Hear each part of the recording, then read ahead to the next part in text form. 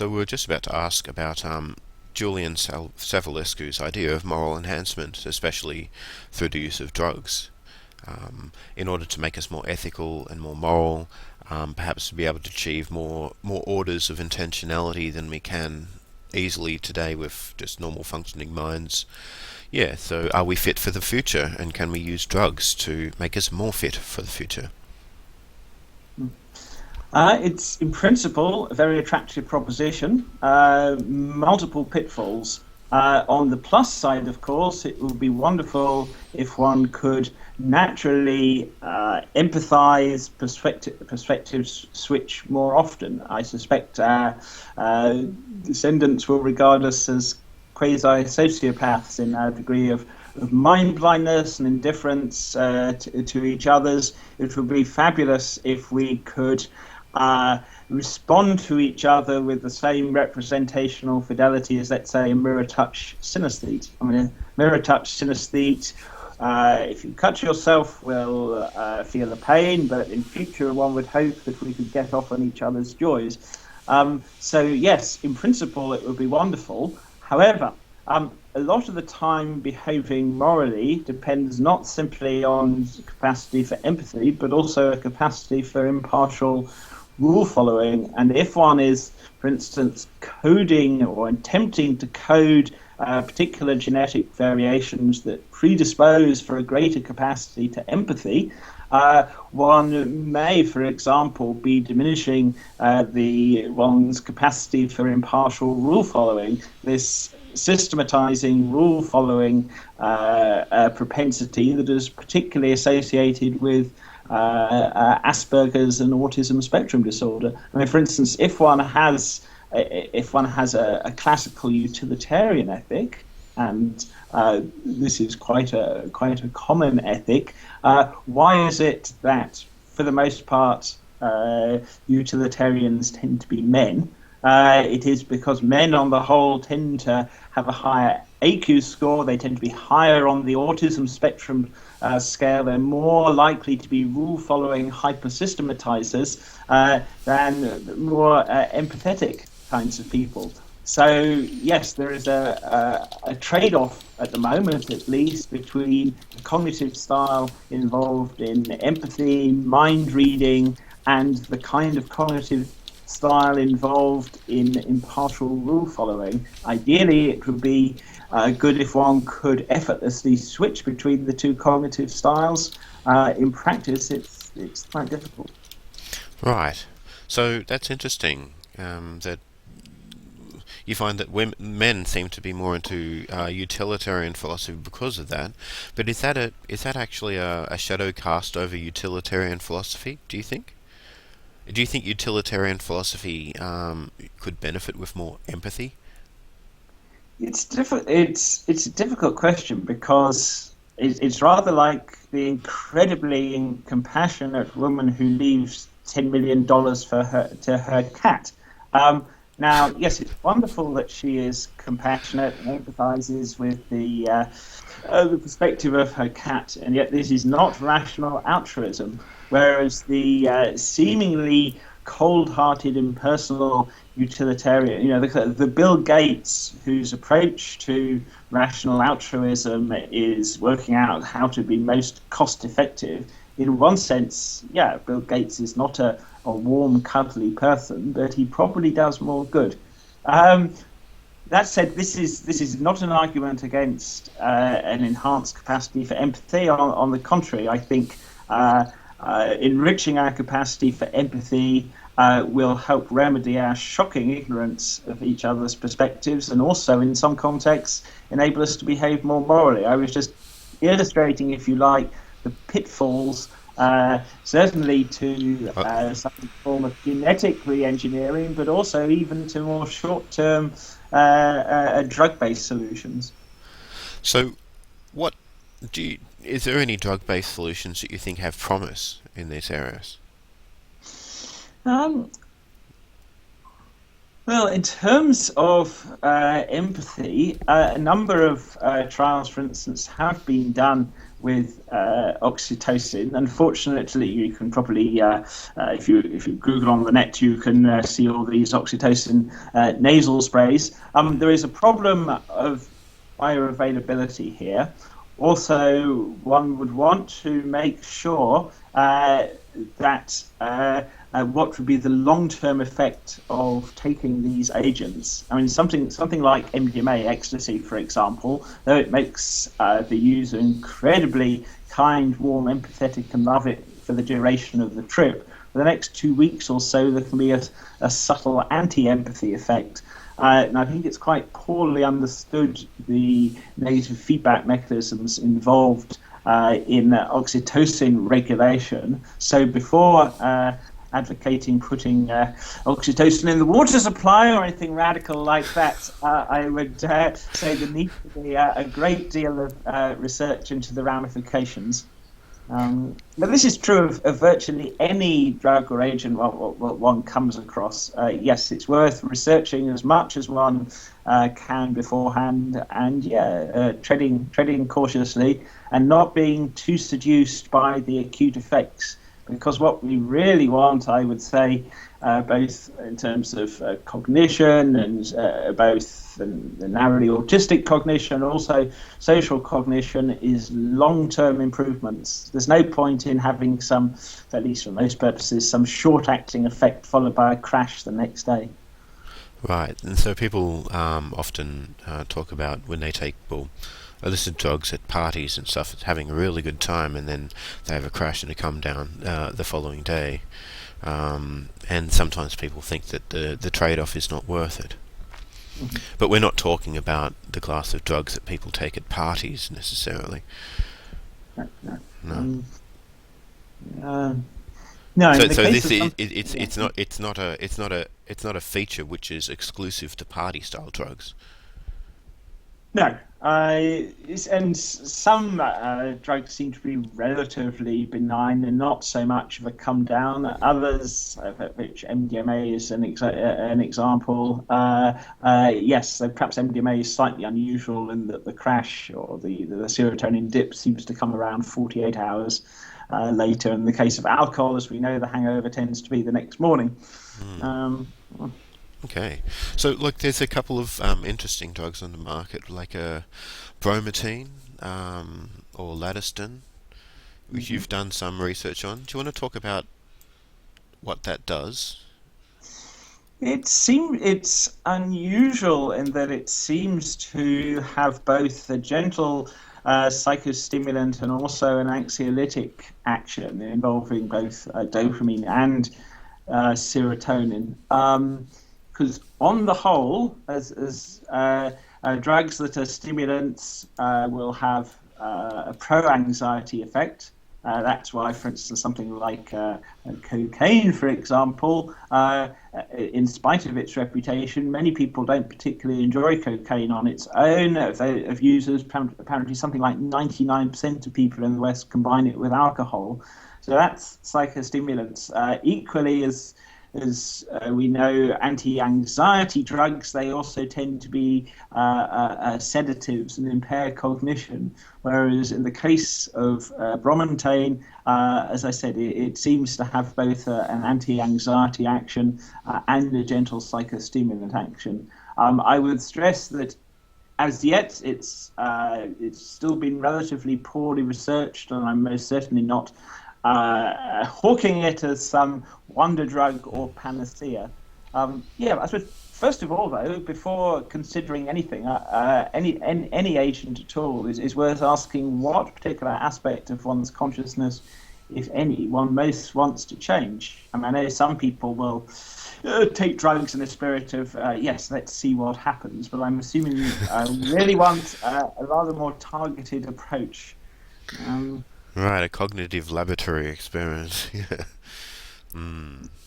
So, yeah. Well, I mean, then, what in your experience, in your research, have you I don't suppose you've tried every drug under the sun anyway. So, out of just the formal research you've done, which mood enhancers do you think have the most potential, or and the least side effects in most people? Ooh, good heavens. I would hesitate to generalize here that people, for instance, who are prone to low mood, melancholia, being undermotivated, will do well on a very different kind of drug than people whose main problem in life is anxiety and stress. Now, someone whose predisposition is, towards the rather more melancholic, undermotivated, I particularly go for psychostimulants with the stress here that one is looking for long-term activation, mood enhancement, motivation enhancement, not a quick high followed by the inevitable crash. So, yes, I mean, traditionally, I can give you a potted history of 20th century pharmacology, but That could in be terms interesting.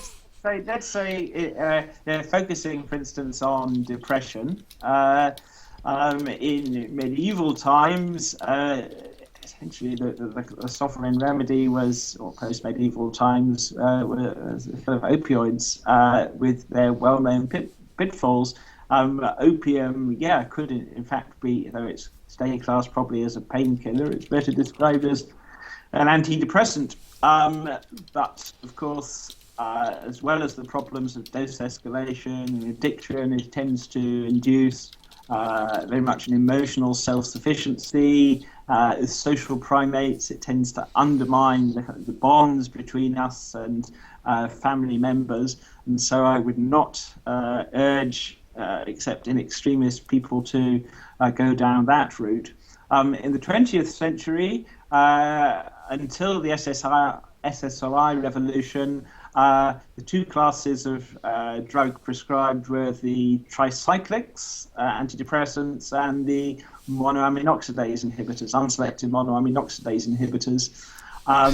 The monoamine oxidase inhibitors, unless one observes dietary restrictions, the cheese effect can trigger hypertensive crises, so they fell out of use. The tricyclics, in many ways quite dirty drugs, had anticholinergic effects. People who aren't depressed don't tend to like them.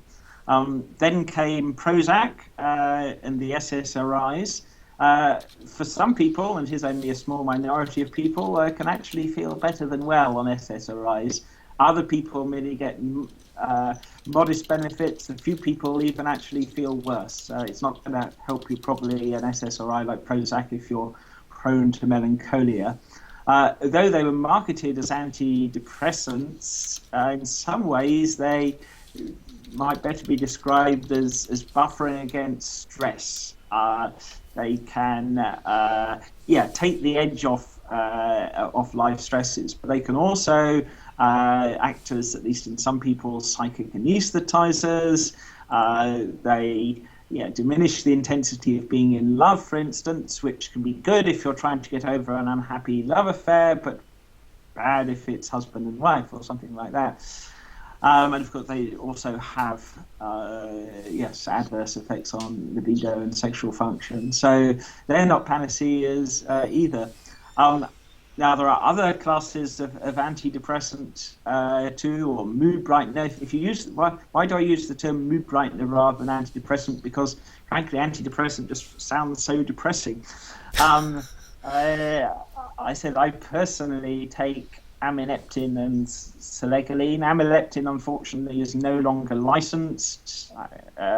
Essentially, it has very, very limited abuse potential, but sufficient for it to be withdrawn from the market. Selegiline, also known as L-deprenyl, it's at least in lower doses, it's a selective monoamine oxidase type B inhibitor. It increases the availability of dopamine and trace amines, and its effect is to increase motivation and drive and alertness. Neither of these agents are remotely panaceas. If you're prone to anxiety or stress, I wouldn't recommend them at all. But yeah, there are other options too. But sad to say, we are nowhere near getting anywhere near 100% success rates in terms of response and remission. And one of the reasons for this, I fear, is that none of these drugs target the neurotransmitter system most involved in hedonic tone, namely the new opioid system. And sad to say, I'm very pessimistic that we're going to get complete relief of depressive symptoms as long as we avoid the opioid system. Right, and it's interesting. Opium, I think, as far as I understand, used to be a currency, a legitimate form of currency, right? Back in the days when they started trading silken things, at the very least among pirates. But you know, we have come a long way since then with the technology that should be able to detect in a lot more detail, like what these drugs are really doing to people. What's your view of the future? Do you think we'll have a more than a modest understanding of what these drugs really do to people in such a way that we'll be able to, I guess, have drugs that are far more targeted towards particular outcomes than we do today? Yeah, so in future, I think of an era of personalized medicine when you'll routinely have your genome scanned and particular agent that can be prescribed. Right now, however, for most people at least, this is a pipe dream. We have a very poor understanding and in some cases complete ignorance of what's really going on. We focus on the receptors because in a sense they're easiest to investigate. But in many cases, the effect's going to be downstream in terms of gene expression. In the case of most antidepressants, their effects are only fully felt, and one will certainly only know whether a particular agent is going to suit you long term over several weeks. So it's not just the acute action one needs to focus on. And I fear a lot of what passes for wisdom in psychopharmacology today will seem only one step beyond, let's say, humoral psychology. And there's this fundamental ignorance we have of the nature of the mind-brain. Science has no understanding at all of why we're not zombies in the technical philosophical sense. Mm-hmm. It's a deep mystery, and probably right now we don't want to get too deeply into the philosophy of mind, but this ignorance is, it's crippling. That's interesting. Well, I mean, how do people then best research what they can do about finding like either a mood brightener, like a nootropic, or whatever they're trying to achieve? How do they research the right drugs for them? I would probably recommend a twin-track approach in that use the standard medical resources, use Medline, for instance, and do a literature search, reading through the abstracts of whatever particular drug or class of agent one wants to try. And much more controversially, I would recommend also reading up first-person accounts of people who have actually taken the drugs. Now, sad to say, the existing methodology discounts altogether these first-person reports. In clinical trials, you don't get, they're not published, the actual subjective reports that people give of what are the effects of these different agents on them. But unfortunately, yes, at the moment, doctors will prescribe these drugs without having tried them and being familiar with the subjective effect. So at the moment, like there seems to be. Do you think there just needs to be more money into the research for doctors to be able to try these drugs out themselves, or have patients to try the drugs out? What's wrong with the research at the moment? Why aren't we going as fast as we want to go with the research? It's a matter of ethics and ideology, it would generally be considered wholly inappropriate for doctors to pursue the empirical method and actually try the agents they prescribe. Partly it's a matter of money, in that to conduct large clinical trials, together, of course, with the research and development of these agents, it requires a lot of money, and big pharmaceutical companies, clearly they are legally obligated to maximize the returns for their shareholders. So the last thing they're going to want to do is to develop a pill, one-off, and you live happily ever after. Essentially, you're looking for an agent that patients take chronically. If a drug is found to have so-called abuse potential, i.e. non-human animals will self-administer it, on the whole it is not developed further. Now, you could say the fact that non-human animals, and after non-humans, human animals will not self-administer is one indication that the agent in question is unlikely to be particularly therapeutically effective. But yeah, this is, we're going to need a shift of the medico-legal and also ethical ideological climate. Take for example a drug like MDMA that in the short run, while allowing the sensorium to be clear, does enhance empathy, and it enriches mood, social cognition. Instead of looking for ways to safe, sustainable empathogens and mood brighteners, they're not being investigated at all. You need to have an officially diagnosed medical condition, let's say clinical depression, before you can be prescribed a mood brightener. So if you fall within what's regarded as the normal healthy spectrum, even if most of your life is clouded by malaise and all sorts of unsatisfactory states of consciousness, if you don't satisfy the currently accepted clinical criteria for depression, you're not going to get prescribed an agent, nor are they being developed. I mean, you might think that if tomorrow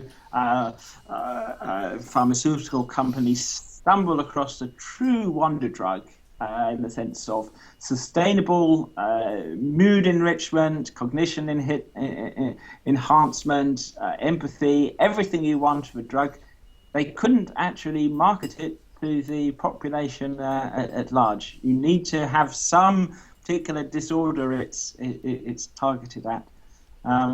So yes, there needs to be progress on multiple fronts, I would say. That's interesting. What about, I've been asked by someone particular, what about drugs that increase our romantic sort of set point? What about drugs that can help us, I guess, improve romantic relationships, aphrodisiacs or whatnot? Yes, the actual state of being in love itself is, perhaps paradoxically, it sounds like that, is associated with low serotonin function and bears considerable resemblance to obsessive compulsive disorder. It's said that is, we mentioned earlier how an SSRI like Prozac, in some ways it's anti-aphrodisiac and anti-romantic love. But in terms of improved libido, yes, there are a number of possibilities. In terms of raw desire, testosterone for both males and females alike is an option. Many women in particular would be extremely unlikely to take a testosterone patch, whereas men, of course, have Viagra. But yes, it will tend to have that effect. Most men will be prone to thinking that women aren't interested enough in sex, once again for evolutionary reasons. Mm-hmm.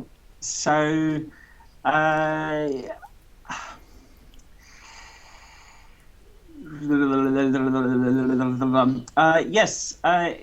in the case of well, it's, back to MDMA ecstasy. One of the most striking features is that instead of being exclusive on MDMA, you can have this feeling of I love the world and the world loves me. It's anti-jealousy.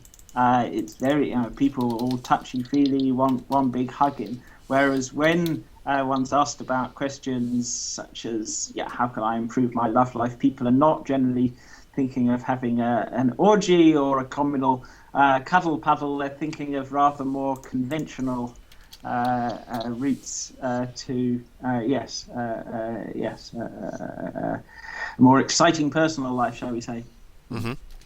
There's another specific drug, Nooptep, Noop, Noopept. Sorry, that I'm not sure how to say it. But anyway, so Noopept, that people have sort of spoken about a bit, along with modafinil and all that. But would you like to describe Noopept and modafinil as cognitive enhancers?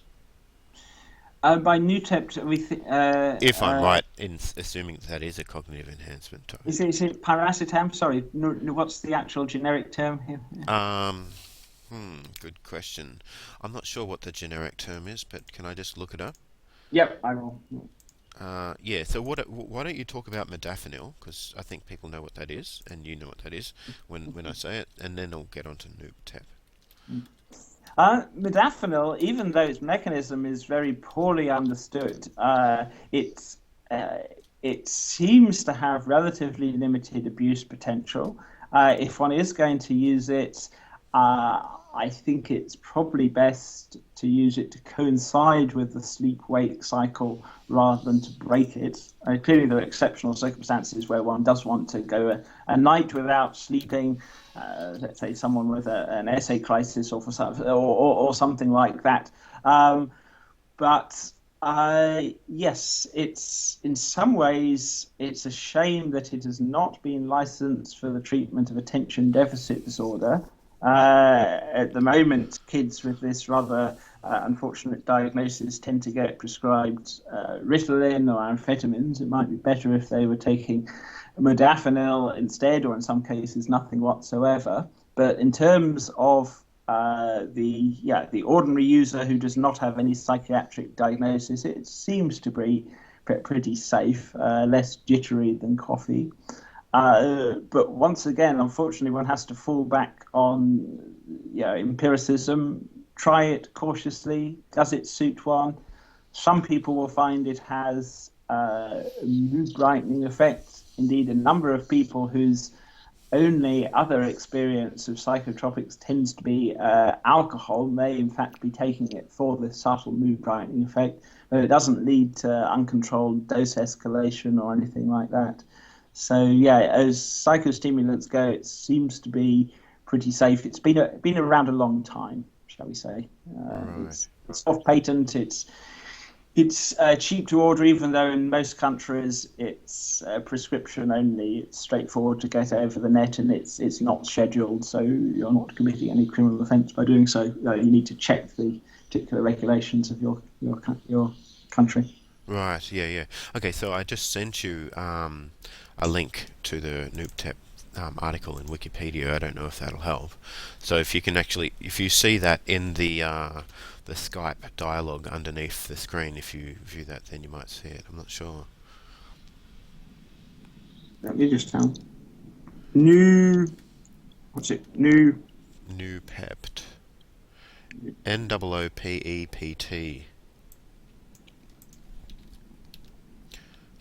Yeah, it's probably listed under many different names, but yeah, that's what I've sort of seen on lists. Yeah.